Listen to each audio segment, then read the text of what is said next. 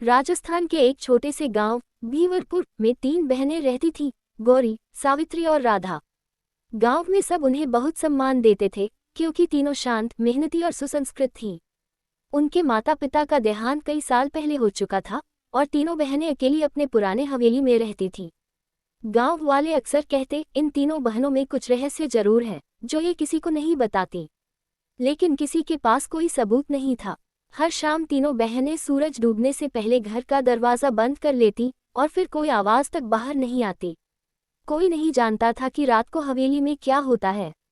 बच्चों को तो यहाँ तक डराया जाता था, जो शोर करेगा उसे हवेली वाली बहनें पकड़ लेंगी।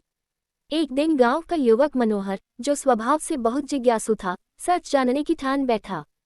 रात को जब पूरा गांव सो गया, वह चुपके से हवेली के पीछे वाली दीवार फांदकर अंदर चला गया। हवेली के अंदर अंधेरा था, मगर जब वह आंगन के पास पहुंचा तो उसे हल्की हल्की मंत्रोच्चारण की आवाजें सुनाई दी। वह धीरे धीरे दीवार के पास पहुंचा और जो दृश्य उसने देखा, उसकी आंखें फटी की फटी रह गईं।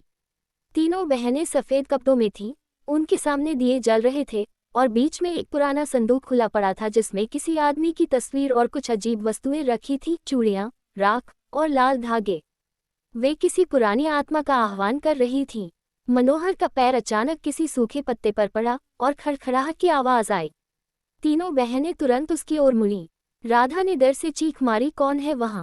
मनोहर भागा, लेकिन सावित्री ने दरवाजा बंद कर दिया। गौरी बोली, अब हमारा राज छिप नहीं सकता। फिर उसने शांत स्वर में कहा, डरो मत, हम कोई बुराई नहीं कर रही। ये हमारे पिता की आत्मा है जो इस हवेली की रक्षा करती है। गौरी ने मनोहर को सब बताया। हमारे पिता एक सिद्ध पुरुष थे। उनके निधन के बाद उन्होंने हमें वचन दिया था कि जब भी कोई खतरा गांव पर आएगा, वे हमें संकेत देंगे। हम हर अमावस्या की रात उन्हें याद करती हैं ताकि उनका आशीर्वाद बना रहे। अगले दिन मनोहर ने पूरी बात गांव वालों को बताई। पहले तो सब डर गए, पर जब गांव के बुजुर्गों ने हवेली